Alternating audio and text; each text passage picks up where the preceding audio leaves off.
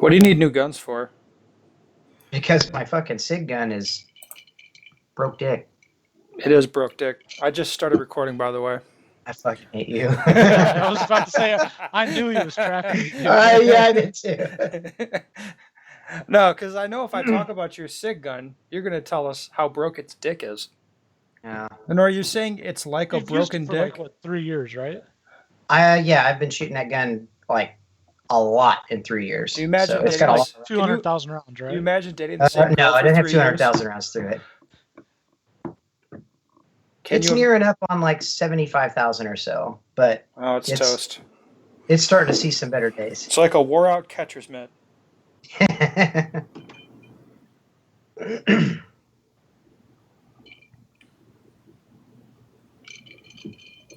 Are we live? Oh yeah, we are definitely live. I was about to say, when are you gonna? I'm gonna let him get a little more liquored up, and he's talking a little crazy. I hate you. Welcome to the Top Postal Show. My name's Ben Stoeger. Here to answer your shooting questions. Mm-hmm. Today we have on deck Matt Hopkins, Hello. Tim Herron. Hi. Hi. Hi. I'm full. And I'm Ben Stoeger again. Oh, it's a Today hype. we're here to answer your shooting questions. We're going to start off with this first question. We're gonna start off with a question from a person. You want to read it, Hopkins? Sure. You know who used to read the questions was Candace. You're gonna be the new Candace. All right, that's fine. Oh shit. Well, I get a world shoot slot. Oh shit! You did get a world shoot slide. You're right. All right. So this guy's emailed this question in. Hey Tim. Actually, we have a good house. We got Jeffy from Canada, who you guys don't know, but he's fun. We got Juanzik. Podcast. Oh, he's been on the Juan's podcast. gonna stay there too. Juanzik. We got Matt. We got me. Yeah, it's a 5-bedroom. We rented a house Yeah. in France. Tim, if you want to just fly Who there and else? hang out with us, you can carry our range bags around and shit. That would be pretty awesome. I'd be your caddy. Would you? That sounds if I- awesome to you to fly to a match and not shoot it. Well, that would suck to fly to a match and not shoot it, but it's world Yeah. shoot, right? It is world shoot. Anyway, let's get on with the question. So it's been a few years of shooting USPSA, and I made GM over the summer. Cool, right? But what now? I don't mean what is the next goal, because that would be obvious. Be winning major matches. I'm asking more specifically, what do you think separates major match winning top 10 at Nats badasses from the rest of the high M or GM pack? Typically speaking, at Nats, there's about 15 to 25% drop from the winner to the middle of the GM pack. So where's that skill gap, generally speaking? Ooh. So who Ben, goes first? I go first? Ben, we'll let you answer first on this one. Okay, well, I think there's a couple things to talk about here. There's this skill gap as far as technical skill between the mid-pack guys and the top guys, which I'm not sure, depending on how you measure that. I don't think there might be as much as the guy asking the question would think there is. I agree. 15 to 25% seems pretty deep. Well, no, it'd be that in the results. That's still only probably 25% is a first lot, to though. Well, there's a 30 lot at of the GMs down in the mid 70%ishness at nationals, right, Tim? Shut your face. Oh man, dude. That wasn't pointed at you. I don't know what was better there. I don't know where Tim finished at nationals. I don't even read down the results that far. I got no fucking clue. Oh, I hate you so much. I was trying to be honest. I wasn't taking a shot at you. Yes, in production, I suck ass. Yeah, I'm in that mid 70s. I don't even know what we're talking about. Okay, well, that's making my point though. So there's a big that's a big range. But okay, so would I say there's a few things we're looking at here. Is it the skill gap, which is raw technical skill? Maybe there's some mental gap, where it's as far as execution on the day.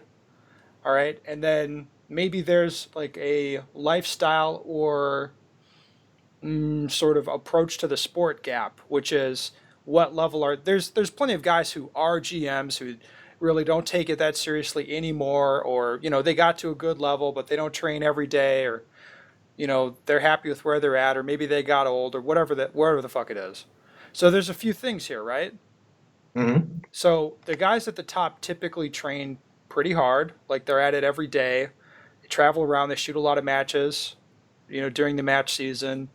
They treat it like, if it's not their full-time job, it's their part-time job. Their 9 to 5 is just some shit that they do, and then their part-time job is shooting, and they take it very seriously. So we could look at all of those areas and see what this guy needs to do, where it's like, okay, if you want to be in the top tier of guys, are you going to treat shooting like it's your job, whether it is or not? Are you going to take it that seriously?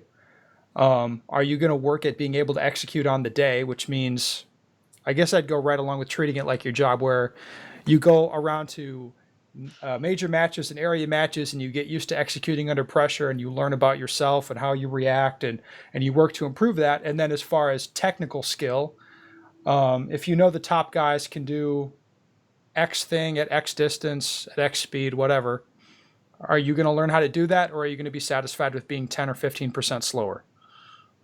So those would be the three areas that I'd kind of break it down and look at.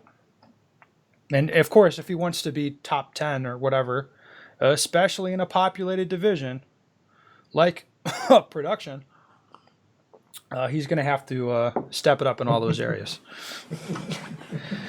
What? Just nothing. It's your turn, Tim, you dick. Tim, you're up. Oh man, God, we shouldn't have had Ben answer this first, because I don't know what to say. I mean, I see it like, I don't know. I think there's also a difference between like winning a major match such as a level 2 or a level 3, like an area match or a state match or something, and then of course obviously a difference between the nationals badasses, like what he's talking about. I've seen it also where there's that 15 to 25% drop or gap in a lot of it's, I think more than anything else, is execution. I mean, I've seen guys that are capable of finishing top 5, top 10, and just for some reason don't put it together on that day. So, or have some sort of malfunction or some sort of issue that keeps them out of being in the hunt. But yeah, I mean, for the most part, I definitely agree with Ben on I don't know. I'm definitely the guy that's got a completely different full-time job, and I try to take my shooting to the level of being a part-time job. And I think I've done a much better job of that here probably the last year and a half than I have ever before. But, I mean, at the same time, I see it as I still got a ways to go. So, but it's not for lack of work and putting in the effort too. So, what do you think it is? Not tall enough? God damn. What? Ben's like Angry Ben on this show. This I'm Angry not. Ben show. Not tall enough. No, it's, I mean, hey, BJ at this point, Norris I think can I'm shoot. doing, yeah, absolutely. He's shorter than you. Is he? Yes. It'd be Okay. close, but yeah, probably. I love how you had to think about that too. Well, I did. I wait a minute. Come on. We've compared this. But yeah. He's, I think it boils down to one thing in the gap. So the brand new GMs are going to have a Is little it the skill where they Allspark? have. It's not the Allspark Gassens magical unicorn bullshit. Because he'd say you had it, and I know you. I think it's the consistency in being able to perform at the top level. So any of those 15 to 25% dudes can go out, run the same stage time, same drill time, same points on everything eventually. They can't do it on the first run or with any consistency enough to win a national level match. yeah. That's what I think. So you say it's consistency. Yeah. And being able to do it on the first rep. Yeah. Because I would every agree. time you go shoot the stage, you're doing it on the first rep. Consistency and execution. Yeah.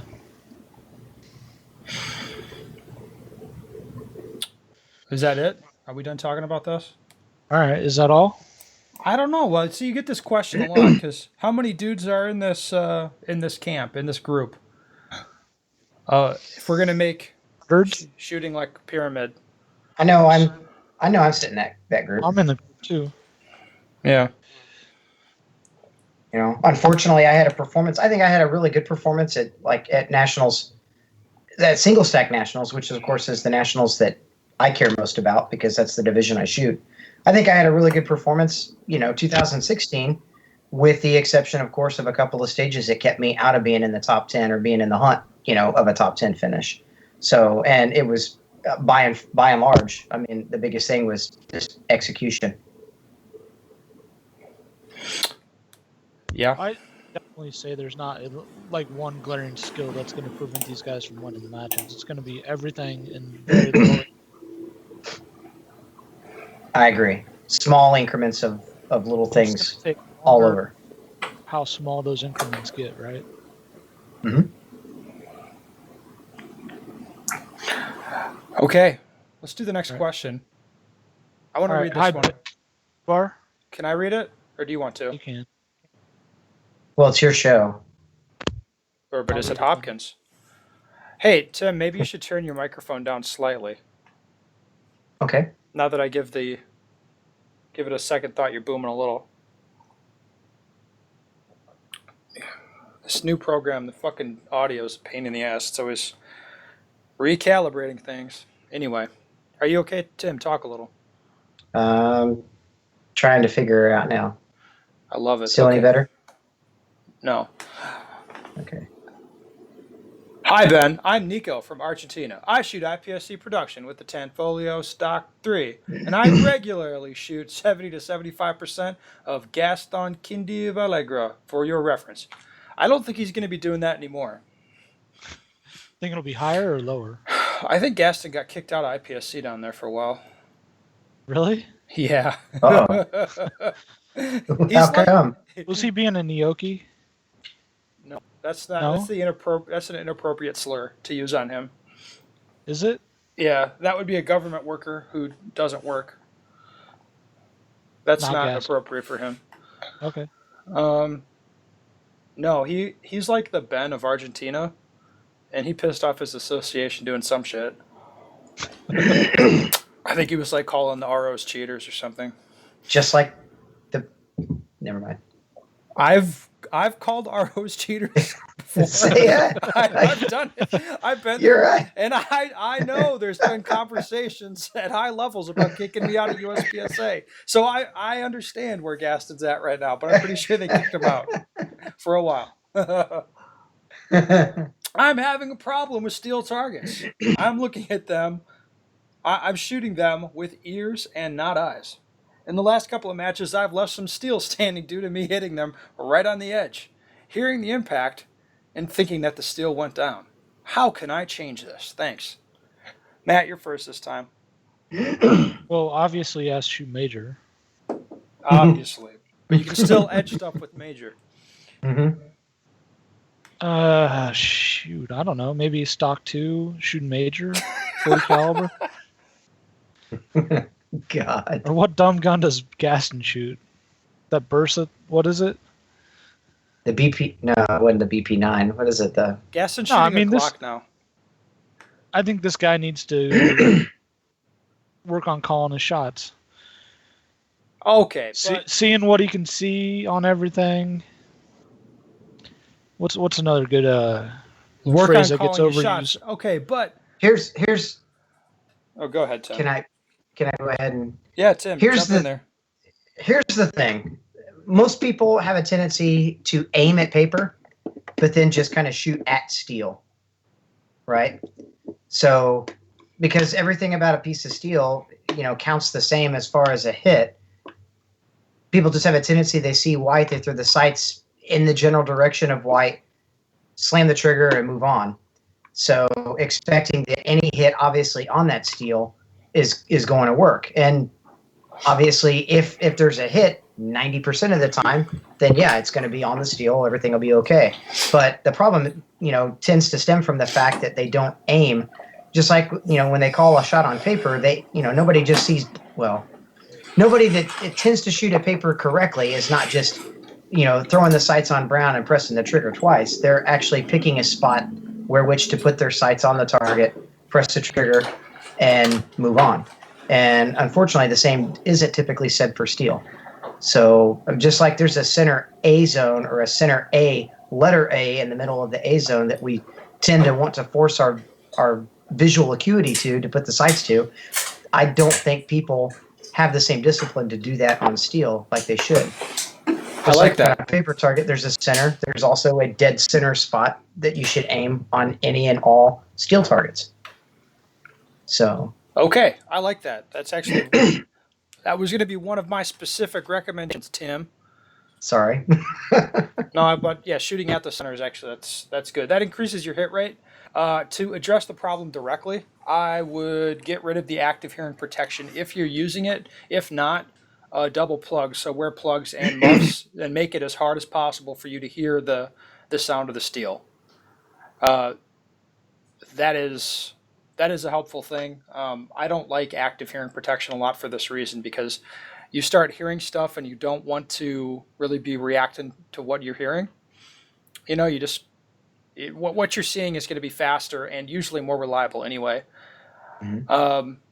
Another thing you should do is, if you're practicing on steel, I know that hanging steel or static steel is really tempting to use, and I will admit I use it most of the time. But you do need to occasionally practice on falling steel, so you actually get it falling or not, and you have that reactive feature that you kind of practice dealing with. So that's another part of it. I would make sure you practice no active ears, so you practice not listening to the steel, and practice with falling steel occasionally. And then what else would I do? I think that pretty much covers it. That covers the problem. Anyway. You think he's calling the shots on paper? Oh no, there's one other thing I was going to say. Now I remember. On steel targets, especially long ones. Now I know normal shooting technique would dictate, like, you call your shot with your eyes and then you leave right away. That's what you do. If the steel's long enough, if it's difficult enough where you look at that and you're like, I'm really not going to be sure, just based on how difficult the shot is, it is okay on a stage to just be like, okay, I'm going to shoot that plate and then I'm going to make sure that it goes down. So you give yourself a little extra bit of time where you're standing there making sure the steel falls down.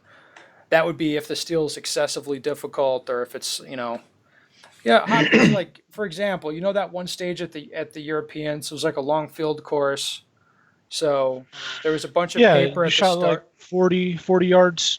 Yeah, it was like a 40-yard popper, and it's just like, as much as I want to just call this off my eyes and leave, that's crazy. So I'll shoot at it. Tim's term. Okay, I will shoot it until I'm sure that it's going down, and then I will leave. No, I totally get what you're saying. You want to avoid doing the popper dance in special circumstances. That's okay. It's not the end of the world. That's what I would say. I agree. Well, because you look at it this way. I mean, if you're listening for the sound of a report on steel, you're talking at what, 2/10 for sound of steel, and then for that to ring back and you be able to actively hear it before moving on, versus trying to just call the shot visually, move out of position, and then have to move back to position, remount the gun, and take another shot at it. It's probably going to cost you anywhere between 7/10 to a full second. It's going to be pretty gay, I'll tell you that. It's not going to be good. Correct. So it is occasionally, I mean, as much as you would be like, no, just call the shot and then leave. It's like, yeah, okay. I mean, you got to be realistic with that. Mm-hmm. I mean, sometimes it's just not worth the risk. Oh, man. It was good. Another bang-up episode, huh, guys? Yeah, it was good. It's amazing. Holy shit. Anyway, listener peoples, if you have a question you'd like the answer to, go to bensteger.com, give my email address, send me your question. I'm sure we'd all love to hear from you, especially Tim. Right? Yeah. Yeah, always. Always. All right, cool.